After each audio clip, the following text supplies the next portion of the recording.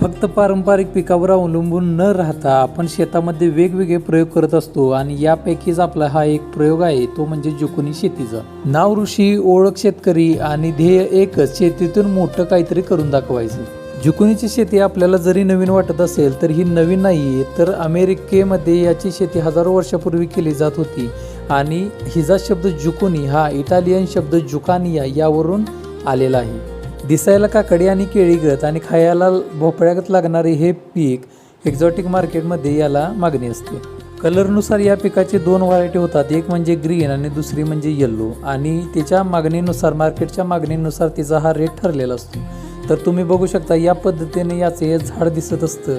याचं बियाणं आपण जमिनीत लावल्यापासून 1 महिन्यानंतर हे झाड पूर्ण परिपक्व होतं आणि 1 महिन्यानंतर परत कंटिन्यू याची हार्वेस्टिंग चालू होते. अशा पद्धतीनं पूर्ण 2 महिन्याचं हे पूर्ण पीक आहे. मार्केटमध्ये 300 ते 400 ग्रॅमचे जे फळ आहे ते अतिशय चांगल्या पद्धतीने विकलं जातं आणि त्याला मागणी ही मार्केटमध्ये छान पद्धतीनं असते. आणि हे हिरव्या पद्धतीचं झाड अशा पद्धतीनं दिसतं आणि त्याचबरोबर ही जी कटिंग करत असताना अतिशय हळूवार पद्धतीनं केली जाते. आणि त्याचबरोबर हे पिवळ्या पद्धतीचं झाड तुम्ही बघू शकता, अशा पद्धतीने हे पिवळं झाड असतं. तर मित्रांनो, शेतीबद्दल अशीच माहिती मी तुम्हाला देत असतो. तुम्ही व्हिडिओ बघताय पण फॉलो करत नाही, तर फॉलो करून तरी नक्की जावा.